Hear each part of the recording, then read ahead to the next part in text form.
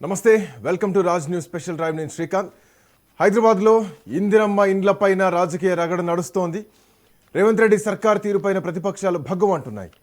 ఇండ్లు లేని గ్రేటర్ వాసులకు తెలంగాణ సర్కార్ గుడ్ న్యూస్ చెప్పింది.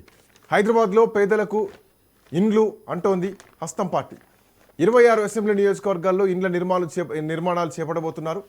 ఒక్కో టవర్లో 10 ఫ్లోర్లు, అంతస్తుకు 12 ఫ్లాట్లు ఉంటాయని చెప్పుకొస్తున్నారు కాంగ్రెస్ పార్టీ నేతలు. జిహెచ్ఎంసీ సైబరాబాద్ మల్కాజ్గిరిలో 1,00,000 ఇండ్లు పూర్తి చేస్తామన్నారు.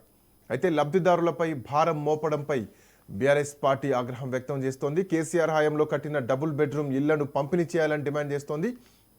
ఎన్నికల స్టంట్ అంటోంది ఇటు కమలదళం. ప్రజల సొమ్ముతో బిజినెస్ చేస్తారా అంటూ భారతీయ జనతా పార్టీ లీడర్లు ప్రశ్నిస్తున్నారు. సో గ్రేటర్ హైదరాబాద్ జిహెచ్ఎంసీ ఎన్నికలు సమీపిస్తున్నటువంటి వేళ ఇందిరమ్మ ఇండ్ల విషయంలో లబ్ధిదారులపైన భారం వేస్తున్నారు. ఇల్లు ధర 11 లక్షలు అయితే అందులో 5 లక్షలు ప్రభుత్వం భరిస్తే లబ్ధిదారులు 6 లక్షలు చెల్లించాల్సి ఉంటుంది అన్న వాదనపైన బీఆర్ఎస్ పార్టీ నాయకులు ఈరోజు అసెంబ్లీలో మాట్లాడడానికి మీడియా పాయింట్ దగ్గర చేరుకున్నారు. అయితే అక్కడ పర్మిషన్ ఇవ్వలేదు మాట్లాడడానికి. సో ఆ తర్వాత మాట్లాడడానికి సిద్ధమయ్యారు. సో ఇదే అంశం పైన అసలు ఏం జరిగింది మాట్లాడదాం. మా కరెస్పాండెంట్ సైదులు అందుబాటులో ఉన్నారు. సైదులు, ఇందిరమ్మ ఇండ్లపైన జరుగుతున్నటువంటి రాజకీయ రగడిని ఎట్లా చూడాలి? 5 లక్షలు ప్రభుత్వం సబ్సిడీ ఇస్తే 6 లక్షలు చేతిగుంటా ఎవరైతే అభ్యర్థి ఉంటారో వాళ్ళు కట్టుకోవాల్సినటువంటి వాళ్ళ మీద ఖర్చు పడుతుందో. సో దీనికి సంబంధించి ఈరోజు బీఆర్ఎస్ పార్టీ మాట్లాడుతోంది, ఖండిస్తోంది కూడా. గతంలో కేసీఆర్ కట్టినటువంటి డబుల్ బెడ్రూమ్ ఇండ్లు ఏమైనా వాటిని కూడా పంచండి అని చెప్పేసి మాట్లాడుతున్నారు. అసలు ఏం జరుగుతుంది? గతంలో కేసీఆర్ ఏ విధంగా అయితే గ్రేటర్ హైదరాబాద్ పరిధిలో పేదవాళ్లకు డబుల్ బెడ్రూమ్ ఇల్లు ఇచ్చారో ఇప్పుడు కాంగ్రెస్ పార్టీ అధికారంలోకి వచ్చింది. 3.5 ఏళ్ళు అవుతుంది. సో ఇప్పుడు అలానే డబుల్ బెడ్రూమ్ ఇల్లులు పేదవాళ్ళకి ఇవ్వాలని చెప్పేసి కూడా బీఆర్ఎస్ పార్టీ ప్రధానంగా డిమాండ్ చేస్తుంది శ్రీకాంత్. ఎందుకంటే గతంలో పేదవాళ్ళ దగ్గర నుంచి ₹1 ఆశించకుండా సో ఆనాడు గ్రేటర్ హైదరాబాద్ పరిధిలో చాలామంది పేదలకు 68,000కు పైగా డబుల్ బెడ్రూమ్ ఇల్లు చాలా ఖరీదైనటువంటి ఏరియాల్లో, కూకట్పల్లి హౌసింగ్ బోర్డ్ ఏరియాలో దాదాపు ఎకరం 100 నుంచి 200 కోట్లు పలికే ఏరియా, అదేవిధంగా మనకి కొల్లూరు ఇలాంటి ప్రాంతాలలో కేసీఆర్ డబుల్ బెడ్రూమ్లు ఇల్లు ఇస్తే ఇవాళ కాంగ్రెస్ పార్టీ అధికారంలోకి వచ్చింది. 1,00,000కి పైగా డబుల్ బెడ్రూమ్ ఇల్లు హైదరాబాద్లో పేదలకు ఇస్తామని చెప్పి ఇవాళ 11 లక్షల రూపాయలు ఖరీదవుతుంది ఒక డబుల్ బెడ్రూమ్ ఇల్లు పేదలకు ఇవ్వాలంటే. అందులో 5 లక్షలు ప్రభుత్వం ఖర్చు చేస్తే మిగిలిన 6 లక్షలు లబ్ధిదారుడి నుంచి తీసుకుంటామని కూడా చెప్తుంది. ఇది ఎంతవరకు కరెక్ట్ అని చెప్పేసి కూడా బీఆర్ఎస్ పార్టీ ప్రభుత్వాన్ని ప్రశ్నిస్తుంది. ఇది సరైనది కాదు. పేదవాళ్ళ దగ్గర 6 లక్షలు ఉంటే 6 లక్షలు బ్యాంకులో వేసుకుంటే డబుల్ అవుతాయి కదా అని చెప్పేసి కూడా అంటున్నారు. అదే 6 లక్షలు పేదవాళ్ళ దగ్గర లేకనే కదా, కనీసం ₹1,00,000 కూడా లేనటువంటి పరిస్థితి కదా పేదవాళ్ళ దగ్గర. సో లేని వారి పేదల దగ్గర డబ్బులు యానించి తెచ్చిస్తారని చెప్పేసి కూడా అంటున్నారు. కాబట్టి ఈ నిబంధన సరైనది కాదు, వెంటనే వెనక్కి తీసుకోవాలని కూడా ప్రభుత్వాన్ని బీఆర్ఎస్ పార్టీ నేతలు డిమాండ్ చేస్తున్నారు. సో ఈ అంశం మాట్లాడేందుకు శ్రీకాంత్ ఈరోజు ఉదయం 11 గంటల ప్రాంతంలో అసెంబ్లీ మీడియా పాయింట్ వద్దకు గ్రేటర్ హైదరాబాద్ పరిధిలో ఉన్నటువంటి బీఆర్ఎస్ ఎమ్మెల్యేలు చేరుకున్నారు. సో ఆ సమయంలోనే అసెంబ్లీకి మరి కాసేపట్లో రేవంత్ రెడ్డి వస్తున్నారు. సో మీడియా పాయింట్లో మాట్లాడేందుకు వీల్లేదని కూడా మార్షల్స్ చెప్పుకొచ్చారు. అదేంటి, మేము ఎమ్మెల్యేలం, మేము కూడా ఇక్కడ మాట్లాడే హక్కు మాకు ఉంటుంది మీడియా పాయింట్ వద్ద. సో ఎవరి పని వారు చేసుకుంటారు. సో అంతేగాని రేవంత్ రెడ్డి ముఖ్యమంత్రి వస్తున్నారని చెప్పేసి మమ్మల్ని మాట్లాడొద్దు అనడం ఎంతవరకు సబబు అని కూడా మార్షల్స్తో కొంత వాగ్వాదం చోటు చేసుకుంది. సో వెంటనే తర్వాత పర్మిషన్ తీసుకొని మీడియా ముందు అసెంబ్లీ మీడియా పాయింట్ వద్ద మీడియాతో బీఆర్ఎస్ పార్టీ చెందినటువంటి ఎమ్మెల్యేలు మాట్లాడారు. ఇదే అంశాన్ని మాట్లాడారు. సో పేదలకు ఇల్లు ఇవ్వండి, మేము ఖచ్చితంగా స్వాగతిస్తాం. ఆనాడు కేసీఆర్ 68,000కు పైగా ఇల్లు ఇచ్చారు. సో 1,00,000 ఇల్లు ఇవ్వండి, మేము స్వాగతిస్తాం. సో ఖరీదైన ప్రాంతాల్లోని ఇవ్వండి, ఎక్కడైనా ఇవ్వండి, ప్రజల సౌకర్యార్థం ఇవ్వండి. అంతేకాని సో 11 లక్షల రూపాయలు ఖర్చు. ప్రభుత్వ భూమి ఎక్కడున్నా ప్రభుత్వ భూమి ఎవరెవరో రియల్టర్లు కబ్జాలు చేసేటువంటి చాలా సందర్భాలు మనం చూస్తూనే ఉన్నాం. సో ప్రభుత్వ భూముల్లో కట్టడమే కదా ప్రభుత్వం చేయాల్సింది కూడా. సో దాంట్లో మళ్ళీ ప్రభుత్వం పేదవాళ్ళ మీద భారం వేయడం ఎంతవరకు కరెక్ట్? ఇది ఎట్లా చూడాలి? వాస్తవంగా అయితే ఇది ఖచ్చితంగా శ్రీకాంత్, ఎందుకంటే భారమే ఇది. ఎందుకంటే అసలు యాక్చువల్గా పేదలకు లబ్ధి మన ప్రభుత్వం నుంచి ఏదైనా ఇవ్వాలంటే ఎటువంటి రూపాయి ఆశించకుండా ఇస్తాం. సో అంతేకాని మళ్ళీ పేదల దగ్గర నుంచి 6 లక్షల రూపాయలు తీసుకొని 5 లక్షల వరకు ప్రభుత్వం ఖర్చు చేస్తుంది, మొత్తం 11 లక్షలు అవుతుందంటే అది ఎంతవరకు కరెక్ట్ అని చెప్పేసి కూడా చాలామంది అంటున్నారు. విమర్శలు కూడా పెద్ద ఎత్తున వస్తున్నాయి. గ్రేటర్ హైదరాబాద్ పరిధిలో ఉన్నటువంటి పేదల నుంచి కూడా పెద్ద ఎత్తున విమర్శలు వస్తున్నాయి. ఇప్పుడే ఒకవైపు పెద్ద ఎత్తున గ్రేటర్ హైదరాబాద్లో చూస్తే ఈ మధ్య మెట్రో స్టేషన్స్, బస్ స్టాండ్లు, మెట్రో పిల్లర్స్ చూస్తే ప్రభుత్వం పెద్ద పెద్ద హ్యాడ్స్ 1,00,000కు పైగా ఇళ్ళు ఇందిరమ్మ ఇళ్ళు గ్రేటర్ హైదరాబాద్ పరిధిలో ఆ యొక్క ప్రజాప్రభుత్వం ఇవ్వబోతుందని కూడా పెద్ద ఎత్తున యాడ్స్ ఇచ్చారు. కానీ తీరా చూస్తే 11 లక్షల రూపాయలు ఖర్చు అవుతుంది, 6 లక్షలు లబ్ధిదారుడు ఇవ్వాలి, 5 లక్షలు మేము ఇస్తామని చెప్పడం ఎంతవరకు సబబు అని చెప్పేసి కూడా పేద వర్గాల నుంచి కూడా ప్రభుత్వం పైన పెద్ద ఎత్తున విమర్శలు వస్తున్నాయి. సో ఈ విమర్శలకు సంబంధించి మరి ప్రభుత్వం ఏం చెప్తుంది, బీఆర్ఎస్ పార్టీ చేసినటువంటి విమర్శలు కూడా ప్రభుత్వం ఏం చెప్తుందో మరి చూడాలి. నెక్స్ట్ వచ్చేది బీఆర్ఎస్ ప్రభుత్వమే. ఈనాడు కాంగ్రెస్ పార్టీ ఇచ్చిన పేదలకు ఇవ్వకుండా నెక్స్ట్ బీఆర్ఎస్ పార్టీ అధికారంలోకి వచ్చిన తర్వాత 1,00,000కు పైగా ఇండ్లు పేదల దగ్గర ఒక్క రూపాయి తీసుకోకుండా కట్టించి ఇచ్చుతామని చెప్పేసి కూడా బీఆర్ఎస్ పార్టీ నాయకులు అంటున్నారు. Srikanth, thank you Saidul, thanks for joining. Secretariat చుట్టుపక్కల కూడా డబుల్ బెడ్రూమ్ ఇండ్లు కట్టారు గతంలో. సో ఇప్పుడు ఖాళీగా 39,000 డబుల్ బెడ్రూమ్ల ఇండ్లు ఉన్నాయి. ఇవన్నీ లబ్ధిదారులకు ఎందుకు ఇవ్వట్లేదు, ఆ రోజు వాళ్ళు ఇవ్వలేదు, ఇప్పుడు ఈ ప్రభుత్వం వచ్చిన తర్వాత వీళ్ళు ఎందుకు ఇవ్వట్లేదు అన్న ప్రశ్న కూడా ఖచ్చితంగా కనిపిస్తోంది. 39,000 డబుల్ బెడ్రూమ్ ఇండ్లు. సో ఇవి లబ్ధిదారులకు ఇవ్వాల్సినటువంటి అవసరం ఉన్నటువంటి నేపథ్యంలో కొత్తగా ఇందిరమ్మ ఇండ్లు కడుతూ 5 లక్షలు సబ్సిడీ ప్రభుత్వం ఇస్తే 6 లక్షలు మళ్ళీ వాళ్ళపైనే భారం ఇస్తే ఒక పేదవాడు కట్టుకునేటువంటి స్తోమత లేకనే ప్రభుత్వం నుంచి మంజూరు చేసేటువంటి ఇండ్లు తీసుకుంటే వాళ్ళ మీదే భారం ఇస్తే ఎట్లా అన్నది ఈరోజు వినిపిస్తున్నటువంటి ప్రశ్న. దట్టు జిహెచ్ఎంసీ పరిధిలో, గ్రేటర్ హైదరాబాద్ పరిధిలో కోర్ అర్బన్ రీజన్ ఎకానమీ అని ఇందిరమ్మ ఇండ్ల పేరుతోటి ఈ పథకాన్ని ప్రారంభించింది ప్రభుత్వం. కార్తిక్ గారు, మీరు 5 లక్షలు ఇస్తే పేదవాడు ఇల్లు కట్టుకునేవాడు 6 లక్షలు ఇవ్వాలి. సో ఇదేం ప్రభుత్వం, ఇదేం పద్ధతి?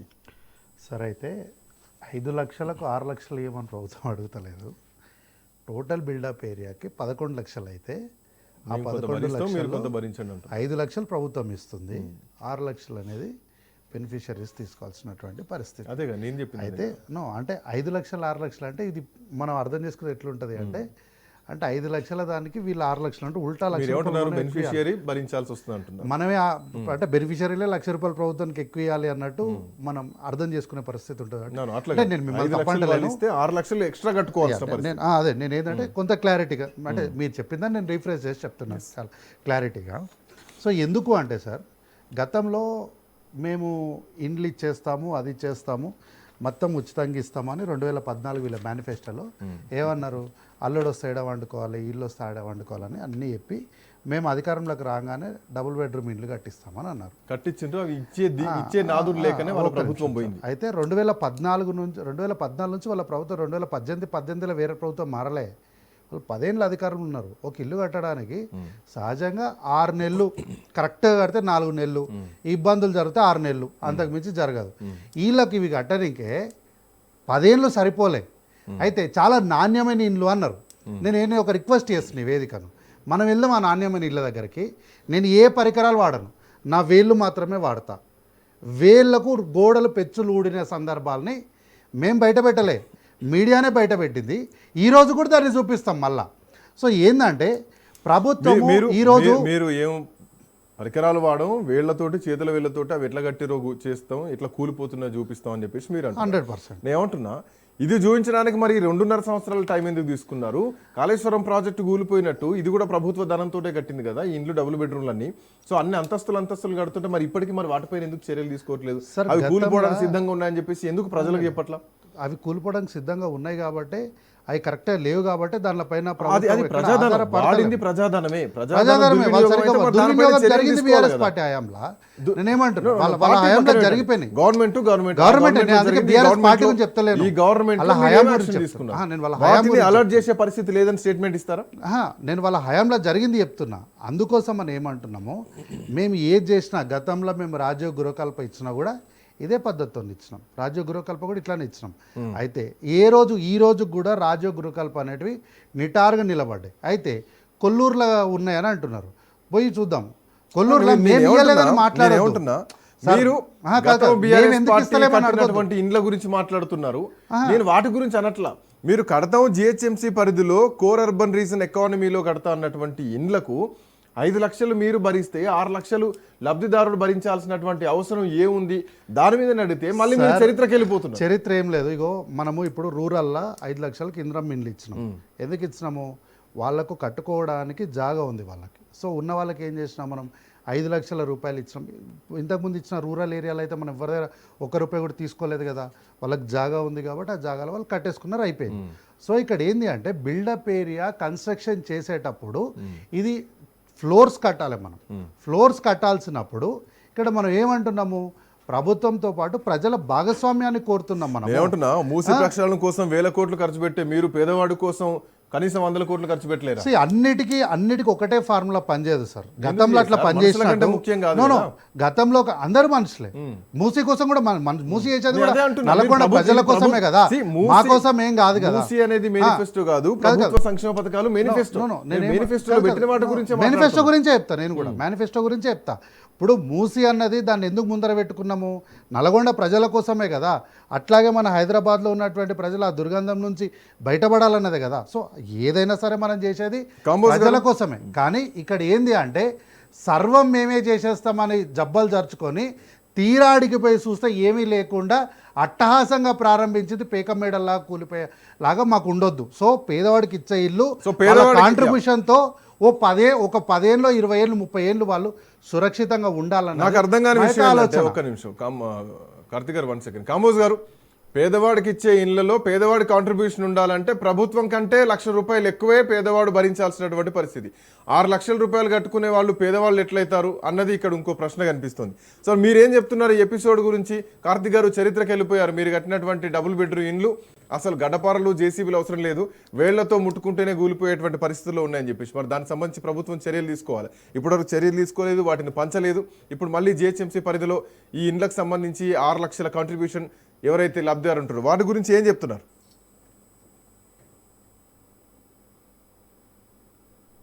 ఐ థింక్ మ్యూట్ లో ఉన్నట్టున్నారు. Yeah please continue. వినిపిస్తోంది.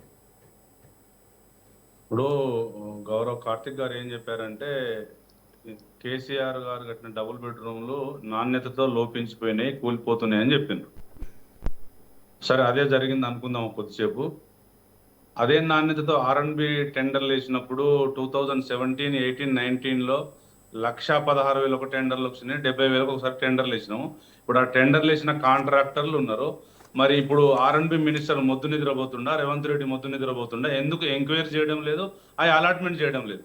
ఇంకొకటి ఏంటంటే మూసీ ప్రక్షాళన కోసము 1,50,000 కుటుంబాలకు ఒకే దగ్గర కాస్వాన్ సింగారం కానీ, బోడుప్పల్ కానీ, మోసాపేట్ కానీ దాదాపు 70,000 డబుల్ బెడ్రూమ్లు ఇచ్చింది, అవి కూలిపోయినాయి. ఇప్పుడు సరే కూలిపోయిందంటే వాళ్ళ విజ్ఞత కొదిలేద్దాం, మీకు దమ్ము లేక మాట్లాడుతున్నారు. నేను ఏమంటున్నానంటే దమ్ము గురించి మాట్లాడొద్దు సార్. ఇక దమ్ము గిమ్ము అని ఇవన్నీ మాట్లాడితే చాలా మాట్లాడాల్సి వస్తుంది. అవ్వద్దు. మీరే సబ్జెక్ట్ చెప్పరు. ఇక దమ్ము ఇవన్నీ మాట్లాడితే నేను చాలా మాట్లాడతాను. వారిని సెటరేట్ చేయండి, వారిని సెట్ చేయండి దయచేసి. వినండి. దమ్ము లేక గిదే మళ్ళీ దమ్ము అంటే మీరు ఏం చేశారా? మీరు ఏం చేశారు సార్ 12 ఏళ్ళు? కాదు 10 ఏళ్ళు మీరు ఏం చేశారు? దమ్ము మా దమ్ము గురించి లో లాటరీ పద్ధతి మీద వేల కోట్ల రూపాయలు దొబ్బుక తిన్నారు వీళ్ళు. నువ్వు ఎప్పుడు టీవీలకు వచ్చినా ఎప్పుడు టీవీలో భాష మంచిగా మాట్లాడాలి. నేను చెప్తాను, అది కాదు సబ్జెక్ట్ చెప్పండి. కార్తిక్ గారు 1 సెకండ్ మాట్లాడతారు. కాంబోజ్ గారు సబ్జెక్ట్ లో ఉండండి. కాంగ్రెస్ పార్టీ మేనిఫెస్టోలో ఇలా ఇందిరమ్మ ఇళ్లకు టెండర్లు వేసి 6 లక్షలు వసూలు చేస్తామని ఎక్కడ లేదు. ఇప్పుడు మీరు 5 లక్షల రూపాయలు గవర్నమెంట్ ఇచ్చి 6 లక్షలు మీరు ప్రజల దగ్గర తీసుకుంటే 60,000 కోట్ల కుంభకోణం జరుగుతుంది. మీ మేనిఫెస్టోలో ఇది లేదు. ఎక్కడన్నా ఉంటే చూపెట్టండి, నేను ఎక్కడికైనా చర్చకు వస్తా, ఏ టీవీకైనా చర్చకు వస్తా. ఇంకొకటి ఏంటంటే మీరు ఆడలేక మధ్యలో తెరవన్నట్టు మేము కట్టిన డబుల్ బెడ్రూమ్లు మీరు ఎందుకు ఇవ్వడం లేదు, అది పక్కన పెట్టండి. ఇప్పుడు జిల్లాలో డబుల్ బెడ్రూమ్ ఇస్తా అని చెప్పారు, ఇవ్వాల్సిన పరిస్థితి మీకు ఉంది. ఇంకొకటి ఏంటంటే ఇప్పుడు దాదాపుగా 30 జిల్లాల్లో 70,000 ఇందిరమ్మ ఇల్లు ఇచ్చారు. 5 లక్షల ఇల్లు కట్టుకోలేక ప్రతి కుటుంబము 6 లక్షలు 7 లక్షలు అప్పు చేసింది. అంటే కాంగ్రెస్ ప్రభుత్వంలో భారతదేశంలో ఎక్కడ కూడా ఇట్లాంటి పరిస్థితులు లేవు. ఎందుకంటే అక్కడ కాంగ్రెస్ పార్టీ 3 రాష్ట్రాలలో ఉన్నది, కానీ ఈ 6 లక్షలు వసూలు చేసి ఇందిరమ్మ ఇల్లు ఇస్తారని ఎక్కడ లేదు. ఇంకొకటి కేసీఆర్ గారు బీదలకు డబుల్ బెడ్రూమ్లు ఇవ్వాలన్న ఉద్దేశంతో కట్టినవి బాగా లేకపోతే మీరు ఎందుకు ఇచ్చిర్రు, వాటి మీద ఎంక్వైరీ చేయండి. నాణ్యత లోపం ఉంటే మీ R&B మినిస్టర్ పోయి చూసుకొని ఎంక్వైరీ చేయాలి. కానీ టీవీలకు వచ్చి వాళ్ళు ఏం చేసారు, వీళ్ళు నేను చెప్పింది తప్పైతే దమ్ముంటే నేను ఒక కేర్ అనే సంస్థ, ఒక కేంద్ర ప్రభుత్వంలో కేర్ అనే ఒక సంస్థ, స్వచ్ఛంద సేవా సంస్థ, ఈ ఇందిరమ్మ ఇల్లు ఎక్కడెక్కడ కడతారని ఎంక్వైరీ చేస్తే ఇప్పటికి 70,000 ఇండ్లు శాంక్షన్ అయినాయి, వాళ్ళకు నోటిఫైడ్ అయినాయి, మొత్తం డబ్బులు ఇచ్చారు. కానీ ప్రతి కుటుంబం 30 జిల్లాలలో దాదాపు ఒక్కొక్క కుటుంబం 5 లక్షలు అప్పు చేసింది ఇందిరమ్మ ఇల్లు పేరు. అంటే వీళ్ళు అప్పులు చేయడం కోసం, ప్రజలను పరిపాలించడం కోసం వచ్చిర్రా, మోసం చేయడానికి వచ్చిర్రా? నేను ఏమంటానంటే మా వల్ల కాక మేము ఓడిపోయినాం. మీరు గెలిచారు కదా, మీరు గెలిచిన తర్వాత ఇప్పటికీ 3 జిల్లాల్లో ప్రొసీడింగ్ లేవు, ఇల్లు లేవు. ఎందుకు కడదామని చెప్పారు? మీ మేనిఫెస్టోలో ఎందుకు పెట్టారు? అంటే మీకు తెలివి లేదా? మీ మేనిఫెస్టో కమిటీకి నాలెడ్జ్ లేదా? లేదా రాహుల్ గాంధీ గారికి జ్ఞానం లేదా? రేవంత్ రెడ్డికి తెలివి లేదా? ఎందుకు హామీ ఇచ్చిర్రు? సరిగో ఇవే వ్యాఖ్యలు వద్దు, ఇవే వ్యాఖ్యలు వద్దు అంటున్నా. ఇవే వ్యాఖ్యలు వద్దు, ఇవే వ్యాఖ్యలు వద్దు. ఇవే మాటలు నాకు అన్నిక చేత అనుకుంటున్నారా? ఇవే వ్యాఖ్యలు వద్దు. మీరు ఏమైనా సబ్జెక్ట్ చెప్పుండ్రి. మీరు వాడే పదజాలం మంచిగా ఉంటే బాగుంటది. ఏం మాట్లాడతారో మాట్లాడండి. నేనేం బూతులు మాట్లాడట్లేదు. నా దగ్గర కమిటీ ఇచ్చిన లెటర్స్ ఉన్నాయి. మీ కమిటీ ఇచ్చిన లెటర్స్ లో గట్లనే ఉందా? కమిటీ లెటర్స్ గట్లనే ఉందా? గట్లనే ఉందా అంటున్నా. ఏం మాట్లాడతారు సార్? కొంచెమన్నా అబ్యూజింగ్ ఏం లేదు, అబ్యూజింగ్ ఏం కాదు సార్. ముఖ్యమంత్రి స్థాయిని కనీసం మరి ఇప్పుడు మేమేమని అంటేనేమో కేసీఆర్ ఇట్లా అంటారా అని అంటారు. మరి తెలివి లేదా, బుద్ధి లేదా అనొచ్చా? అనొచ్చా అంటున్నా. చర్చను పక్కదారిలో పోలేదు. పక్కదారి కాదు, అనొచ్చా? అట్లా ఇందిరమ్మ అట్లా అనొచ్చా అంటే ఇందిరమ్మ ఇండ్ల విషయంలో లేదు, నాకు తెలియక అడుగుతున్నా. అనొచ్చా? ఏమని? బుద్ధి లేదు, జ్ఞానం లేదు, తెలివి లేదు, ఇట్లా అనొచ్చా? అనొచ్చా? అనకూడదనే నేను కూడా ఏమనలే. నేను కూడా వారిని అనొద్దనే చెప్తున్నా. పాటించండి. నేనేం చెప్తున్నా, సోషల్ మీడియా మీద మీరు పెత్తనం చేయొద్దు. సోషల్ మీడియాలో ఏమొస్తుంది, సుప్రీంకోర్టు ఏం చెప్తుందో ఆ గైడ్ లైన్స్ పాటించండి. కోపం మీరు ఇప్పుడు మీ రేవంత్ రెడ్డి గారు ఇష్టారాజ్యంగా కేసీఆర్ గారిని తిడితే సరే సార్, సుప్రీంకోర్టు ఆర్డర్స్ ని ఫాలో అవుదాం పాండిగా. కోపం వస్తుంది అంటే నీకు రేవంత్ రెడ్డికి ఏముంది? నేను అడిగిన దాంట్లో అన్పార్లమెంటరీ వర్డ్స్ ఎక్కడ లేవు. నేను ఇందిరమ్మ ఇల్లుకు జరిగినటువంటి సూటిగా ప్రశ్న అడుగుతున్నా. మీరు 11 లక్షల రూపాయలు చెప్పి 5 లక్షలు ఇస్తే కేంద్ర ప్రభుత్వం సార్, ఇది సుప్రీంకోర్టు ఇచ్చినటువంటి తీర్పు ఆర్డర్. 2,75,000 వస్తాయి. 2,70,000 తల్లి దగ్గర నుంచి తిట్టొచ్చు. మరి ఇట్లా అంటే ఆ భాషనే మాట్లాడదాం. 11 లక్షలు ఎక్కడ? దయచేసి సబ్జెక్ట్ ఇప్పుడు భాష గురించి కాదు, సబ్జెక్ట్ మాట్లాడాలి. డబుల్ బెడ్రూమ్ లో ఒక మాట, డబుల్ బెడ్రూమ్ లో ఇందిరమ్మ ఇల్లు ఇస్తే ఎంత ఎస్ఎఫ్టీ ఇస్తున్నారు, మీరు టెండర్ ఎంత కోడ్ చేస్తున్నారు? రాష్ట్ర ప్రభుత్వం ఓటా 5 లక్షలు, కేంద్ర ప్రభుత్వం ఓటా 2,75,000 వస్తాయి. అది చెప్పండి. ఇప్పుడు మళ్ళీ 6 లక్షల రూపాయలు బీద వాళ్ళ దగ్గర వసూలు చేస్తున్నారు. అంటే రేవంత్ రెడ్డి కుటుంబము వాళ్ళ గుంపంతా కలిసి మళ్ళీ 60,000 కోట్ల కుంభకోణం చేయడానికి ప్రయత్నం చేస్తాను. మొత్తం కుంభకోణాలే. రేవంత్ రెడ్డి గారు వచ్చిన 60-30 అంటే కుంభకోణం అనడానికి ఎక్కడ ఆప్షన్ ఇక్కడ? ఇప్పుడు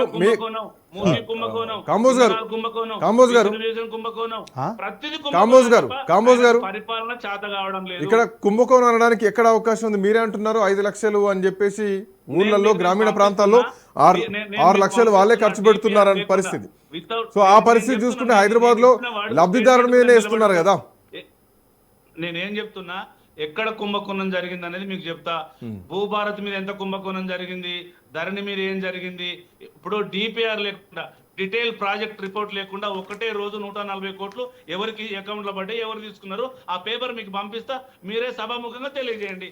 అదొకటే కాదు, సెంట్రల్ యూనివర్సిటీ భూముల మీద ఏం జరిగింది, సుప్రీంకోర్టు ఏం జరిగింది, హైకోర్టు ఎన్నిసార్లు అక్షంతలు వేసింది, అది నేను చెప్తున్నా. మీరు ఇచ్చిన హామీలు, మీరు ప్రజలకు ఇచ్చిన హామీలు నెరవేర్చడంలో ఫెయిల్ అయ్యారు. ఫెయిల్ అవ్వడం కూడా జల్దీ ఫెయిల్ అయిపోయారు. ఏదో 4 సంవత్సరాలకు 5 సంవత్సరాలు ఫెయిల్ కాలే. 10th క్లాస్ 35 మార్కులతో పాస్ అయినట్టు కాదు, మీరు 10 మార్కులతోనే ఫెయిల్ అయిపోయారు. అది రేవంత్ రెడ్డి గారి తెలివి తక్కువ వ్యవహారము. కాంగ్రెస్ పార్టీకి ముందు చూపు లేదని నేను చెప్తున్నా. నేను ఎక్కడ తప్పు చెప్తా మీరు చెప్పండి. ఇప్పుడు కార్తిక్ గారు, హైదరాబాద్ లో 3 విడతల్లో 1,00,000 ఇందిరమ్మ ఇండ్లు నిర్మించాలని ప్రభుత్వం నిర్ణయించింది. సో 1,00,000 ఇందిరమ్మ ఇండ్లు అంటే 1,00,000 మంది, మనిషికి 6,000 అయితే ఎన్ని వేల కోట్లు ప్రభుత్వానికి తీసుకురావాల్సినటువంటి మనిషికి 6,000 కాదు సార్, కుటుంబానికి. అంటే ఒక ఇల్లుకు 6,00,000 అనుకోండి. మనిషికి అన్నంత మాత్రం నా ఉద్దేశం ఇంట్లో ఉన్నటువంటి ప్రతి ఒక్కరు కాదు, ఒక ఇల్లుకో లబ్ధిదారుడు. చెప్పండి. 2,75,000 కేంద్ర ప్రభుత్వం ప్రతి ఇల్లు గరీబోనికి ఇస్తుంది. 2,75,000 లెక్క చెప్పండి, 5 లక్షలు లెక్క చెప్పండి, 6 లక్షలు లెక్క చెప్పండి. మొత్తం ఆ లెక్క చెప్పండి. ఎంత ఇచ్చిందంటే సార్ కేంద్ర ప్రభుత్వం? 2,75,000. కేంద్ర ప్రభుత్వం ఒక లబ్ధిదారునికి 2,75,000 ఇస్తుంది. అక్కడ ఆగండి, ఒక్క నిమిషం సార్. 2,75,000 ఇచ్చింది కదా సార్. అయితే అదే ఇస్తుంది, ఇచ్చింది, గతంలో ఇచ్చింది, ఇప్పుడు ఇస్తుంది, అంతే కదా మీరు వాదన ప్రకారం. అయితే వీళ్ళు 2014 మేనిఫెస్టో సార్, వీళ్ళు ఏమన్నారు, 3 లక్షల రూపాయలతోని గౌరవప్రదమైన ఇల్లు కట్టించేందుకు టీఆర్ఎస్ నిశ్చయించుకుంది అని అన్నారు. 3 లక్షల రూపాయలతో అన్నారు. అంటే ఇప్పుడు కాంబోస్ అన్న చెప్పిన దాని ప్రకారమే 2,75,000 కేంద్ర ప్రభుత్వమే ఇస్తే ఆ రోజున రాష్ట్ర ప్రభుత్వం ఎంత ఖర్చు పెట్టినట్టు సార్? అంటే హార్డ్లీ 15 lakhs డబుల్ బెడ్రూమ్ లో హార్డ్లీ 15 lakhs ఖర్చు పెట్టలేదు. 15 lakhs పెట్టిండ్రు, 5 లక్షలు పెట్టిన వాళ్ళు ఇల్లు కట్టి చూపెట్టారు. ఏడగట్టి చూపించారు డబుల్ సార్. లేవా? అయితే కేసీఆర్ సార్ గారు డబుల్ దయచేసి బెడ్రూమ్ లేవా తెలంగాణలో? సార్ ఉన్నాయండి, ఖాళీగానే ఉన్నాయి. మనం ఖాళీ ఉన్నాయి, ఎందుకు లేదు? ఎందుకు అంటున్నా? నేను వస్తే మీకు చూపిస్తా. పేదవాళ్ళు కనిపిస్తలేరా ఇప్పుడు? సార్ ఇందిరమ్మ ఇల్లు దయచేసి ఒక్క నిమిషం, ఒక్క నిమిషం సార్, ఒక్క నిమిషం. హైదరాబాద్ లో sir, sir, sir, please 39,000 double sir, sir, bedroom please, ఇల్లు ఉన్నాయని ప్లీజ్, చెప్పేసి వాళ్ళు చెప్తున్నారు. దయచేసి కాంగ్రెస్ పార్టీ ఇచ్చిన 30,000 మందిని మేనిఫెస్టోని కనీసం ఫిల్టర్ తప్పుగా చేసే మాట్లాడదు. సార్ సార్ పరిస్థితి దయచేసి కాంగ్రెస్ పార్టీ ఇచ్చిన మేనిఫెస్టో ఏంది, మనం మాట్లాడుతున్నాం ఏందో క్లారిటీగా ఉండాలి. కాంగ్రెస్ పార్టీ ఏం చెప్పింది? ఇందిరమ్మ ఇల్లు కట్టుకోవడానికి 5 లక్షల ఆర్థిక సాయం అని చెప్పింది. 5 లక్షల ఆర్థిక సాయం అని చెప్పింది. అంటే ఏంది? మీరు ఇల్లు కట్టుకునేటప్పుడు అరే ఒక్క నిమిషం ఆగన్నా, ఒక్క నిమిషం, నీకు కావాలంటే ఒకసారి మేనిఫెస్టో చదువు. నేను ఇంత ఇప్పుడు చదివినా కదా, ఇట్లా చదువు ఒకసారి. ఒక్క నిమిషం. అన్ని ఇగో టీవీలలో మాట్లాడింది వద్దు, ఇది మీ ఆధారం, డాక్యుమెంట్ ఇది మీరు ఎలక్షన్ కమిషన్కి ఇచ్చారు. ఏమంటున్నా? మీరు అట్లా పేపర్ పట్టుకోండి సార్. దయచేసి ఒక్కసారి మేనిఫెస్టోని కావాలంటే మీరు స్క్రీన్ మీద కూడా పెట్టండి. కాంగ్రెస్ పార్టీ ఏం చెప్పిందంటే ఇందిరమ్మ ఇల్లు కట్టుకోవడానికి 5 లక్షల ఆర్థిక సాయం అని చెప్పింది. ఆర్థిక సాయం అంటే ఏంది? మీరు ఇల్లు కట్టుకునేటప్పుడు మీకైన ఖర్చులో భాగంగా ఆ ఖర్చులో నుంచి 5 లక్షలు ప్రభుత్వం భరిస్తుంది అన్నది దాని యొక్క అర్థం. దాన్ని విడిచిపెట్టి 5 లక్షలకి ఇల్లు కడతాము అని ఎవరు సార్ చెప్పిన వాళ్ళు? 5 లక్షలకి ఇల్లు కడతామని చెప్పిన వాళ్ళు ఎవరన్నా 5 లక్షలకి ఇల్లు కడతామని చెప్పిండ్రా? సో దయచేసి ప్రభుత్వం చెప్పినటువంటి మీరు 5 లక్షల రూపాయలు ఇస్తే మేము రిక్వెస్ట్ చేస్తాం, హానర్ చేస్తాం, పేద ప్రజలకు గవర్నమెంట్ ఇస్తుందని మేము కూడా అపోజిషన్ గా గౌరవిస్తాము. కానీ మీరు ఎక్కడ కూడా గత ప్రభుత్వం ఉన్నప్పుడు, ఇప్పుడు మీ కొత్త ప్రభుత్వం వచ్చినప్పుడు మేము లబ్ధిదారుల దగ్గర 6 లక్షల రూపాయలు తీసుకుంటామని ఎక్కడ చెప్పలేదు. మరి ఇదేం స్కీమ్ పెట్టిరంటారు? నేను దానికి గల కారణం కూడా పర్ఫెక్ట్ ఖచ్చితంగా చెప్పట్లేదు. ఎందుకు 6 లక్షలు లబ్ధిదారుల దగ్గర తీసుకోవాలి? లబ్ధిదారు ఇప్పుడు లబ్ధిదారుల దగ్గర నుంచి ప్రభుత్వానికి సంక్షేమ పథకాలు ఇచ్చేటువంటి పరిస్థితులు సార్ దయచేసి నేను ఇంతకుముందు చెప్పిన దాన్ని కూడా అదే నేను చెప్పింది కూడా ఏంది? కట్టుకునే ఇంటికి 5 లక్షల ఆర్థిక సాయం అంటే మీరు చేసే ప్రయాణంలో 5 లక్షల వాటా ప్రభుత్వంది. మేము సాయం చేస్తామన్నాము. 5 లక్షల లోపల వీళ్ళు చెప్పినట్టు 3 లక్షలతో మాత్రం ఇల్లు కట్టిస్తామని చెప్పలే, 5 లక్షలు ఆర్థిక సాయం అని చెప్పినాం. అయితే ఇక్కడ కూడా జాగా ఉన్న వాళ్ళకి 5 లక్షలు ఆర్థిక సాయం చేస్తామని చెప్పినాం.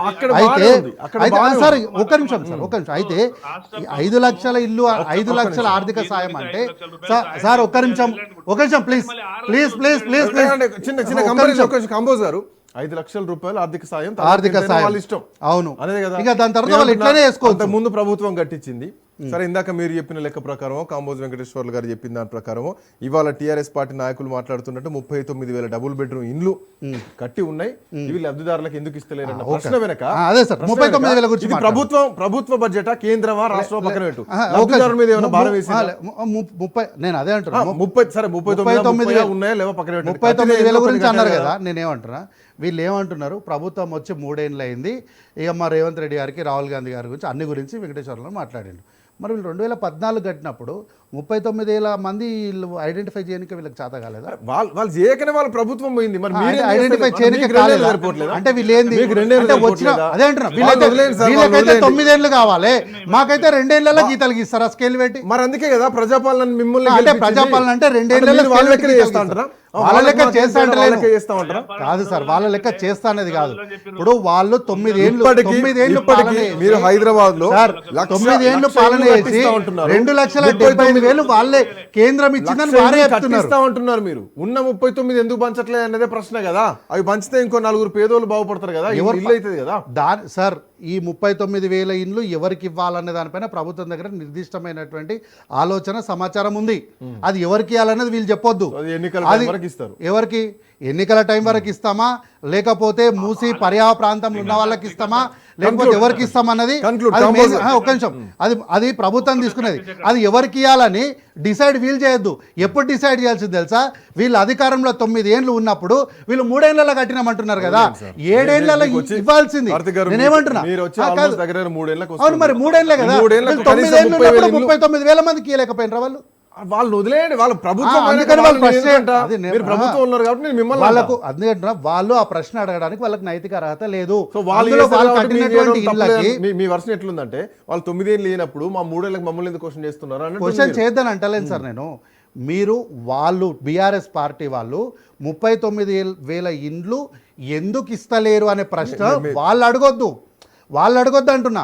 వీళ్ళు 3 లక్షల ఇల్లు కడతామన్నప్పుడు నేను చెప్పలే ఈ మాట. 2,75,000 కేంద్ర ప్రభుత్వమే ఇచ్చిందని సాక్షాత్ బీఆర్ఎస్ పార్టీ ఒప్పేసుకుంది. పక్కన పెడితే అడిగేదాకా కూడా ఇచ్చే పరిస్థితి లేదు కదా. ఎవరు వాళ్ళు సార్ అడుగుతున్న మేము విషయం ఇస్తామన్నాకనే పక్కన సార్ పెడితే ఇచ్చే పరిస్థితి సార్ లేదు. మేము మూడేళ్ళు. ఇస్తామన్నాకనే కాంబోజ్ గారు conclude. మేము ఇస్తామన్నాకనే వాళ్ళు ఈ రాగం ఎత్తుకున్నారు. కార్తీక్ గారు ఒక నిమిషం కన్క్లూడ్. శ్రీకాంత్ సార్ మాట్లాడొచ్చా శ్రీకాంత్ సార్? మాట్లాడొచ్చు ప్లీజ్. ఇప్పుడు నేను ఏమంటున్నంటే సరే చర్చ కోపాలతో మాట్లాడడం కాదు. నేను ఏమంటున్నా కోపం ఏం కేంద్ర లేదన్నా, ప్రభుత్వం కోపం ఏం లేదు. కేంద్ర ప్రభుత్వం ఇస్తున్నటువంటి 2,75,000 ఎక్కడ పోతున్నాయి, ఇప్పుడు రాష్ట్ర ప్రభుత్వం ఇస్తున్న ఇందిరమ్మ ఇళ్ల కోసం 5 లక్షలు ఎక్కడ పోతున్నాయి, మళ్ళీ లబ్ధిదారుల మీద 6 లక్షల రూపాయలు పడనెందుకు పెడుతున్నారు అనేది పెద్ద